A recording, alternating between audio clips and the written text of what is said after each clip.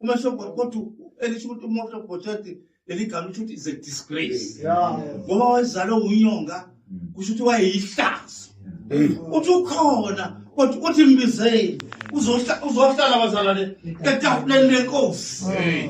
enjonge etafula iyayisithi zinyawo hayibo inkosi ngoba sengifuna ukusuka la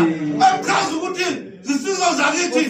noma sinamahlazo angakanani kodwa uma sisondela etafuleni lenkosi isithala samboza izinyawo hayibo inkosi kodwa ukuze bethu nokuhamba kwethu akubonakali fana noma abazalwane usunethwele sabadeni usunehlazo elingakanani ebadeni kodwa mokwasondela etafuleni lenkosi wabona izinyawo lekhanda alibonakali ihlazo lakho amen